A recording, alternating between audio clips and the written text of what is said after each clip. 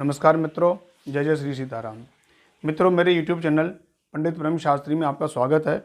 और मित्रों, ज्योतिष सीखने के वीडियो में या दूसरा वीडियो में आपको प्रस्तुत कर रहा हूँ। पिछले वीडियो में मैंने आपको बताया था कि नक्षत्र राशियाँ क्या होती हैं, राशियों के कौन स्वामी होते हैं और राशियों के स्वभाव भी कैसे होते हैं। तो आप उसके बारे में भली भांति समझ गए होंगे। अब मैं आगे चलता हूँ नक्षत्र की ओर। तो नक्षत्रों का भी समझना बहुत आवश्यक है। ये बेसिक ज्ञान है, इसको ज्ञान को कंप्लीट करना बहुत आवश्यक है। इसके बिना आप ज्योतिष में कुछ भी नहीं सीख सकते हैं।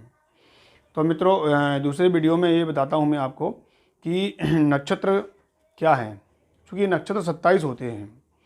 हमारा जो तारा मंडल, नक्षत्र मंडल जो है ना, वो 360 डिग्री का है। हमारे ऋषियों ने 12 राशियों के द्वारा उसके 12 भाग किए गए। जब 12 भाग किए तो 12 से उसको डिवाइड किया तो 30 अंश की एक राशि अपनी बनी। उसी प्रकार 27 जो नक्षत्र होते हैं, तो 27 नक्षत्रों को जब 360 में, जो भाचक्र है वो 360 डिग्री का है, तो 360 डिग्री में जब 27 का भाग दिया तो 13 अंश 20 कला का ये नक्षत्र का मान हुआ। ये नक्षत्र के मान से ही राशियाँ बनती हैं। इसके बारे में आगे चर्चा करेंगे। मित्रों, 27 नक्षत्र होते हैं, जैसे अश्विनी, भरणी, कृतिका, रोहिणी, मृगशिरा, आद्रा, पुनर्वसु, पुष्य, श्लेषा, मघा, पूर्वा, फाल्गुनी, उत्तरा, फाल्गुनी, हस्त, चित्रा, स्वाति, विशाखा, अनुराधा, ज्येष्ठा, मूल, पूर्वाषाढ़, उत्तराषाढ़, श्रवण, धनिष्ठा, शतभिषा, पूर्वा, भाद्रपद, उत्तरा, भाद्रपद और रेवती। ये 27 नक्षत्र होते हैं। मित्रों, इन नक्षत्रों के भी एक एक ग्रह स्वामी होते हैं। पहले इसके बारे में चर्चा करेंगे। एक एक ग्रह स्वामी होते हैं। तो स्वामी हम कैसे जानें? क्योंकि जैसे अश्विनी नक्षत्र का स्वामी केतु है, भरणी का शुक्र है, कृतिका का रवि है, रोहिणी का चंद्रमा है। इनको याद करना मित्रों बहुत संभव नहीं है, क्योंकि एक सूत्रात्मक विधि है जिनके माध्यम से बहुत ही आसानी से आप उंगलियों पर गिनकर कभी भी किसी को बता सकते हैं कि किस नक्षत्र का कौन ग्रह स्वामी है। इसकी तरीका मैं बताता हूँ। मित्रों, विंशोत्तरी दशा के बारे में आपने सुना होगा। तो विंशोत्तरी दशा का जो क्रम होता है, केवल आपको उस क्रम को याद करना है। अर्थात नवग्रहों के जो क्रम है विंशोत्तरी दशा के, उस क्रम को आपको याद करना है। क्रम का तरीका ये है कि केतु, शुक्र, रवि, चंद्र, मंगल, राहु, गुरु, शनि, बुध, ये विंशोत्तरी दशा का क्रम है। जब विंशो आपका किसी बालक का जन्म होता है, किसी भी दशा में जन्म होता है, तो कोई भी दशा आ सकती है। लेकिन दशा मान लो किसी की बच्चे की जन्म समय में मंगल की महादशा आई, तो मंगल की महादशा के यहाँ से ही प्रारंभ होगी। तो मंगल के बाद राहु, गुरु, शनि, बुध, केतु, शुक्र, रवि, चंद्र, इस प्रकार वो दशा क्रमानुसार चलेगी। तो इस क्रम को अगर आप याद कर लेते हैं तो नक्षत्रों के स्वामी को याद करना बहुत ही आसान हो जाएगा। जैसे मैं बताता हूँ, अश्विनी का नक्षत्र का स्वामी है केतु, तो केतु पहला नक्षत्र हो गया। केतु के बाद में भरणी का है शुक्र, तो शुक्र स्वामी हो गया। कृतिका का है रवि, तो रवि स्वामी हो गया। रोहिणी का चंद्रमा स्वामी हो गया। मृगशिरा का मंगल स्वामी हो गया। आद्रा का राहु, तो राहु स्वामी हो गया। और पुनर्वसु का गुरु, तो गुरु स्वामी हो गया। पुष्य नक्षत्र का शनि स्वामी हो गया। आश्लेषा का बुध, तो बुध स्वामी हो गया। इसके बाद में इस क्रम को पुनः प्रारंभ कर दें। अर्थात केतु से लेकर आपने बुध तक 9 नक्षत्रों के आपने उनके स्वामी निकाल लिए। उसके बाद में पुनः यहीं से प्रारंभ कर दें। केतु, शुक्र, रवि, चंद्र, मंगल, राहु, गुरु, शनि, बुध, केतु। केतु, शुक्र, रवि, चंद्र, मंगल, राहु, गुरु, बुध, शनि, बुध, सॉरी। तो मित्रों, इस प्रकार से आप ग्रहों के क्रम आराम से याद कर सकते हैं। इनको उंगलियों पे भी आप आराम से याद कर सकते हैं। जैसे मान लीजिए ये 9 उंगलियां हैं। इन 9 उंगलियों में 27 नक्षत्र का मान हमको देखना है। जैसे आपको पता पड़ना है कि पूर्वा फाल्गुनी नक्षत्र का स्वामी कौन है। तो मित्रों, मैंने पहले कहा कि केतु, शुक्र, रवि, चंद्र, मंगल, राहु, गुरु, शनि, बुध, एक क्रम में आप याद रखें। केतु, शुक्र, रवि, चंद्र, मंगल, राहु, गुरु, शनि, बुध। अब यहाँ से स्टार्ट करना है केतु से आपको। तो केतु अश्विनी, भरणी, कृतिका, रोहिणी, मृगशिरा, आद्रा, पुनर्वसु, पुष्य, श्लेषा,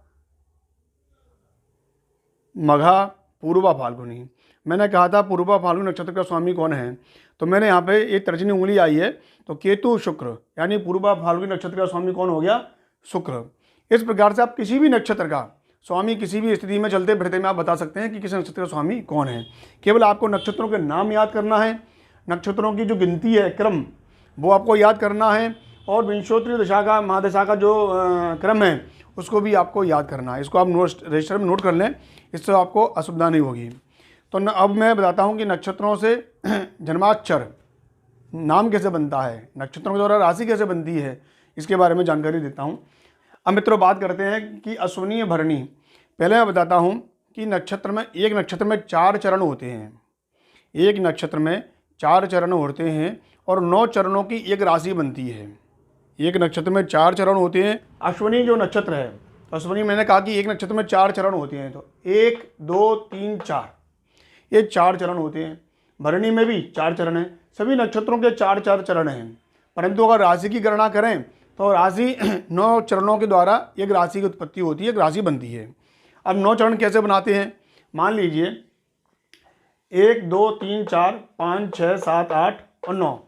अब जो 9 अक्षर जो हैं यहाँ तक आ रहे हैं, आ तक आ रहे हैं, तो यानी कृतिका नक्षत्र का प्रथम चरण तक कौन सी राशि होगी, मेष राशि। अब फिर देखते हैं 9 चरण आगे की राशि बनाना है हमको, तो 1 2 3 4 5 6 7 8 9 वो तक, यहाँ तक अपने वृष राशि होगी, यानी मृग राका नक्षत्र के द्वितीय चरण तक वृष राशि मानी जाएगी। ऐसे ही आगे चलते हैं, तो 1 2 3 4 5 6 7 8 9 हाँ पुनर्वसु नक्षत्र के तृतीय चरण तक, यानी मृगशिरा का 2 भाग, आद्रा के पूरा नक्षत्र और पुनर्वसु के 3 भाग, ये आपकी मिथुन राशि बन गई। ऐसे ही मित्रों आप आगे की राशियों के बारे में जान सकते हैं। इस बात का ध्यान रखना है केवल कि एक नक्षत्र में 4 चरण होते हैं और 9 चरणों की एक राशि होती है। इससे आप किसी भी नक्षत्र का मान लीजिए किसी बालक का जन्म हुआ पुष्य नक्षत्र के प्रथम चरण में, तो कैसे प्राप्त करेंगे हम पुष्य नक्षत्र का प्रथम चरण, तो पुनर्वसु का तो ये हो गया, तो पुष्य नक्षत्र का प्रथम चरण ये हु, उस बालक का नाम हु से आएगा अगर प्रथम चरण उसका पड़ता है। तो मान लीजिए किसी बालक का श्रवण नक्षत्र के द्वितीय चरण में जन्म हुआ, तो श्रवण नक्षत्र का द्वितीय चरण, श्रवण नक्षत्र का द्वितीय चरण खी और खू, उसका बालक का नाम खू से आएगा।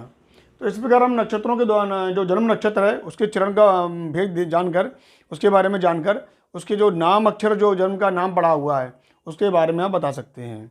और वो ही राशियों की जानकारी भी आपको उसी से आराम से आपको प्राप्त हो जाएगी। हालांकि ये सब बेसिक जानकारी पंचांग में लिखी रहती है, लेकिन आपको मैं इस तरीके से समझाऊंगा तो आपको जल्दी समझ में आएगा, और आपको कोई अगर इसमें डाउट हो तो आप मुझे ज़रूर बताएं। तो मित्रों इस प्रकार से नक्षत्रों के जो ग्रह स्वामी होते हैं मैंने आपको बता ही दिया है, उसको आप आराम से समझ सकते हैं। इसके बाद में एक आपको बहुत महत्वपूर्ण बात बताऊँगा। नक्षत्र वैसे 27 होते हैं, परंतु एक नक्षत्र और होता है जिसको बोलते हैं अभिजित नक्षत्र। तो अभिजित नक्षत्र जो है ना मित्रों, इसके बारे में चर्चा अगले वीडियो में आपसे करूंगा। आगे 28वां नक्षत्र है, इसके बारे में बहुत सारी भ्रांतियां हैं, कुछ अपवाद भी हैं, लेकिन इसके बारे में ये नक्षत्र कब पड़ता है।